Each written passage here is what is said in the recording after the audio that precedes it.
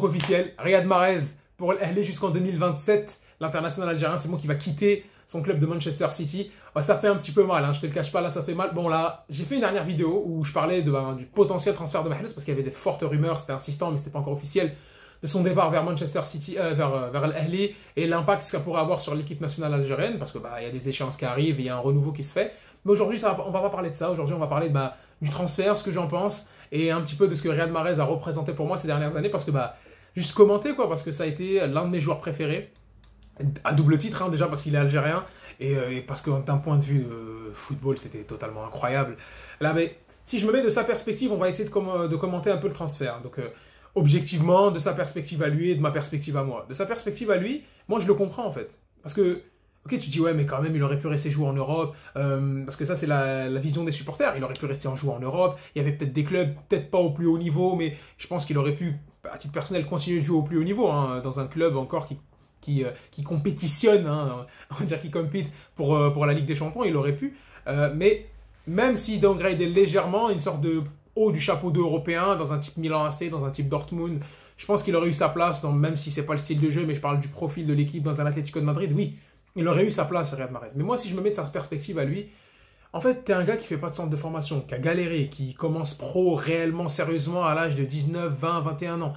Tu vas rejoindre Le Havre, qui est l'un des meilleurs centres de formation. Il n'était même pas là-bas pour être inclus. Tu vas direct jouer avec l'équipe première.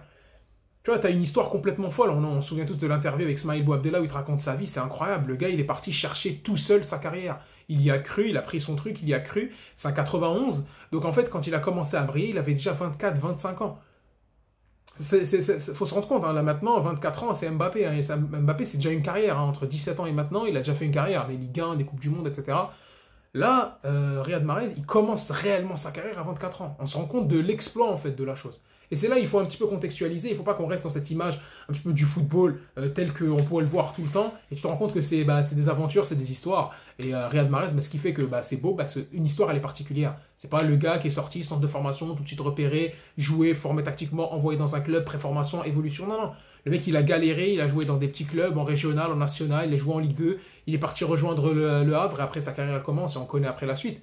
Tu fais Leicester où tu fais le plus gros exploit de l'histoire, peut-être de la première ligue, je pense que c'est le cas. Tu finis meilleur joueur, sans toi, il ne gagne jamais le titre. Tu es premier africain à gagner le titre normalement de meilleur joueur, du championnat. Tu vas à Manchester City, on va commenter un petit peu, il y a eu des hauts, il y a eu des bas, mais dans l'ensemble, c'est un très très bon passage. Je pense que c'est un 7,5 sur 10, voire un 8 sur 10. Des fois, tu as même fait des saisons à 9,5 sur 10. Tu as été totalement incroyable, comme la saison 2020-2021 où ils vont en finale. Après, oui, on lui a reproché notamment cette année, oui, tu quittes un petit peu sur ce goût-là de t'as pas joué les derniers matchs où Guardiola avait trouvé son système, mais malheureusement c'était sans toi et que ils vont aller remporter cette Ligue des Champions sans toi. Faut se rappeler que en 2021 c'est une pièce maîtresse, l'année dernière aussi c'est une pièce maîtresse, mais bon ils se font sortir l'année dernière par un Real totalement hors norme et tu te fais sortir en 2021 en finale face à Chelsea parce que Guardiola a décidé de jouer 106 quoi, et à ce moment-là Mahrez est totalement il marche sur l'eau. Donc forcément, donc, tu dis qu'il y a eu du bon, il y a eu du moins bon.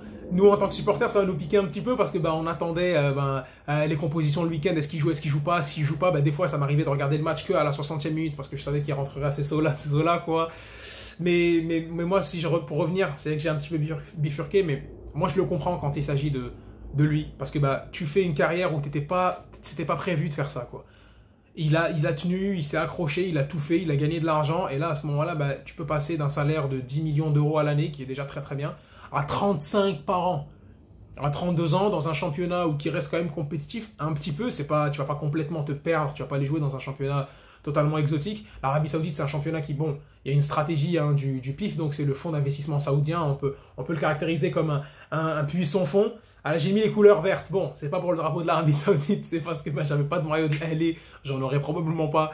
Et c'est aussi c'est pour le maillot de l'Algérie bien sûr, mais à ce moment-là, quand il va signer en Arabie Saoudite, t'as déjà des équipes qui sont quand même fortes. T'as Al Nasser, déjà avec Cristiano Ronaldo, avec Talisca, avec Fofana. Là, ils vont recruter Sadio Mané. T'as l'équipe de l'Ahli, il rejoint avec Saint-Maximin, Firmino, le gardien de Chelsea, comment il s'appelle, le gardien sénégalais de Chelsea. J'ai un petit trou.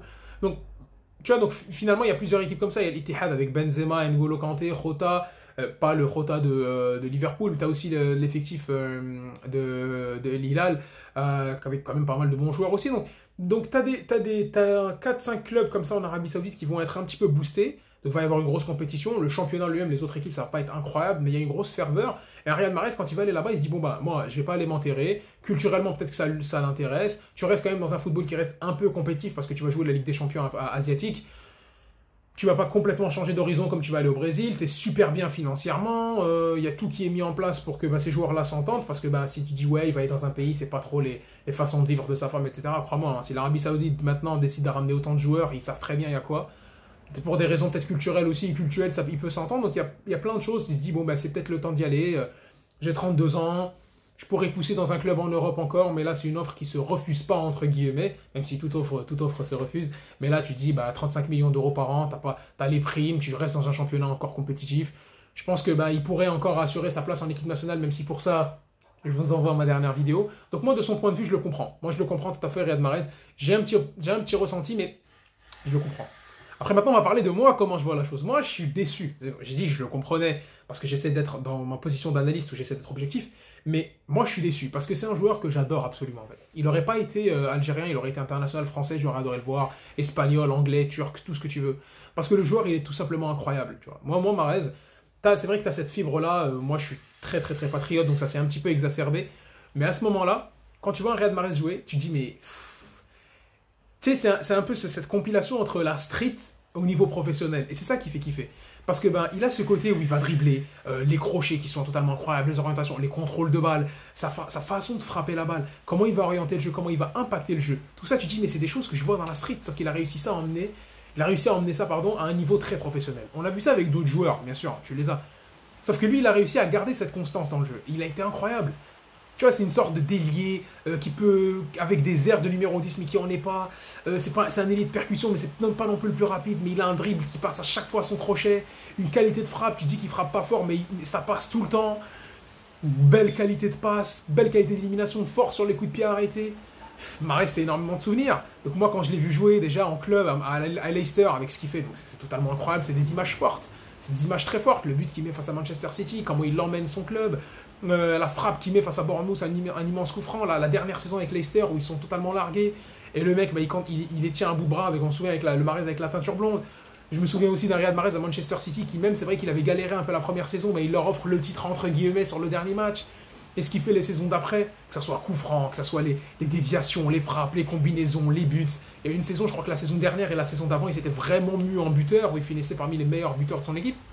Et il y a eu même cette dernière saison qui finalement, moi j'en ai déjà parlé encore une fois dans la dernière vidéo et dans la débrief de la finale de Ligue des Champions, mais Riyad Mahrez quand même fini 3e contributeur de but de son équipe, derrière les deux fous là, donc Haaland et De Bruyne.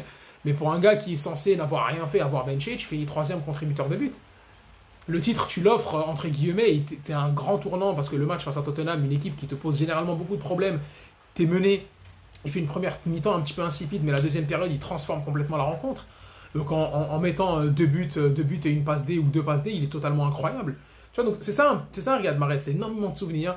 Et pour moi, oui, clairement, c'est une légende. C'est une légende. Je ne parle même pas de ce qu'il a fait en équipe nationale d'Algérie. C'était le premier gros joueur à volume international, tu vois. Typiquement de ce que pouvaient aimer les joueurs algériens. Tu vois, ce côté street que tu pouvais avoir chez un Brahimi, par exemple, mais côté efficacité et poussé au plus haut niveau.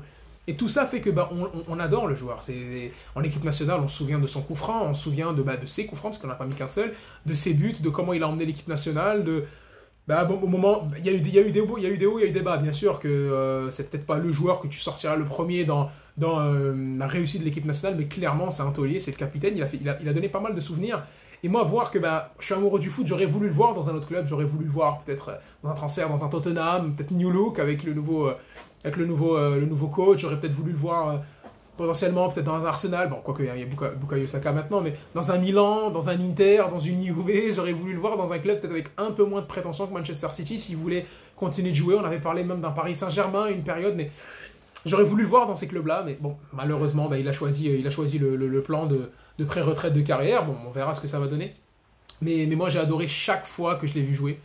Il y a eu quelques petites déceptions, c'est normal, mais c'est ça qui fait une légende, c'est que t'as des hauts, t'as des bas. Mais ce qui est sûr, c'est qu'à chaque fois que tu vas le voir jouer, t'étais sûr d'avoir garantie d'un spectacle et dès que ça soit efficace. Et c'est ça qui était très intéressant avec lui, et c'est ce qui va donner les chills, tout simplement, chills à tous les supporters. Voilà. Et bah voilà, moi c'est cette petite déception-là. Moi j'étais parti pour faire une petite vidéo de 5 minutes, mais finalement c'est parti. Je pourrais en parler pendant des heures de toutes les belles actions, j'en ai certainement oublié. Mais même cette saison, on croyait qu'il pouvait encore rester. Le triplé qu'il met face à Sheffield, il reste quand même performant en première ligue. Donc il y a quand même pas mal de motifs qui nous permettaient de croire qu'il va continuer. Et c'est surtout mu par la chose que s'il quitte la première ligue, potentiellement qu'il ne serait pas titulaire encore en équipe nationale, qu'il y aurait un apport moindre en équipe nationale. Donc bon, ça on ne sait pas. Ça, on ne sait pas, ça dépend de comment il arrive, de comment l'équipe évolue, de comment lui il voit la suite de sa carrière. Mais bon, en tout cas, moi je lui souhaite que le meilleur. Hein. Moi je le souhaite que le meilleur à Al Ahly. Donc bon, il y a de bonnes équipes. Je pense qu'ils ont un plan assez carré de renforcer vraiment le championnat, d'aller viser les Ligues des Champions africaines. On pourra avoir de belles confrontations. Il pourra peut-être garder un niveau de compétition assez intéressant tout en gardant un niveau d'intensité moindre, ce qui lui permettrait d'arriver peut-être un peu plus frais. Et d'un autre côté, ça laissera de la place à de nouveaux joueurs qui peuvent arriver. Hein. Tu as un Moura, tu as un Bouanani, tu as plein de joueurs qui peuvent jouer sur le côté droit en équipe nationale. Donc là, sur ce côté-là, je m'en fais pas vraiment. Mais voilà ce que j'avais à dire un petit peu sur Riyad Mahrez. D'un côté, je le comprends. Hein, objectivement, je le comprends. Je suis déçu, mais je le comprends. Et je lui souhaite plein de bonheur pour la suite. Dommage. Voilà, on pourra pas lâcher de l'armichette. Hein, c'est pas le genre de la maison, mais crois-moi qu'à l'intérieur, mon cœur football, il pleure. Parce que c'est un petit peu le départ d'un type de joueur assez rare. Tu vois, Mahrez, c'est un profil de joueur très très rare hein, que tu vois pas souvent. Tu vois pas souvent, là, on a essayé de le comparer à des Mané, à des Salah qui étaient beaucoup plus ancrés dans un football actuel, beaucoup en percussion, gros stateurs, qui vont aller en puissance, etc. Et ça convenait aussi le jeu de Liverpool. Mahrez c'était autre chose, c'était cet artiste des rues que tu pouvais voir jouer en première ligue. C'était un gars qui justement faisait péter des câbles à Guardiola, parce que je me souviens des déclarations, on en a beaucoup voulu nous, Guardiola, nous Algériens à Guardiola, mais il disait c'est quelqu'un qui peut être 10 sur 10 et je refuse de le voir à moins jouer. Donc après, tu peux dire que c'est de la com de Guardiola qui est assez mielleux de façon générale. Mais ça lui a donné raison parce que quand il fallait l'utiliser pour gagner, il l'a utilisé et il a gagné. Quand il fallait moins l'utiliser pour gagner, il l'a fait, il a encore gagné. Et Mahrez, il peut être que très très très fier de sa carrière parce que partir d'un mec qui galérait pour prendre des bus alors qu'il avait 20-21, alors que des mecs de son âge étaient déjà en train de jouer la Ligue des Champions, avaient signé déjà une dizaine de buts. Et ce mec-là se retrouve à être vainqueur de la CAN, jouer en équipe nationale. Il lui reste un avenir en équipe nationale. En club, tu as tout gagné. 5 premières ligues, des coupes d'Angleterre, il gagne la Ligue des Champions, il est buteur en Ligue des Champions, il dispute des matchs importants, je pense qu'il a tracé sa carrière. Et tout ce qu'on a à lui dire, c'est bon vent, Riyad. On va s'arrêter là, parce que sinon on pourra en parler pendant des heures. Alors, je vous laisse maintenant sur cette petite fin pour vous faire un petit peu toutes les belles images que vous avez vues voir, vous avez dans la tête de Riyad Mahrez. Vous en avez certainement énormément, beaucoup, celles que j'en ai pas citées. Bref, on se dit à bientôt pour une nouvelle vidéo. Et Tahiyat Jazair et vive Riyad Mahrez.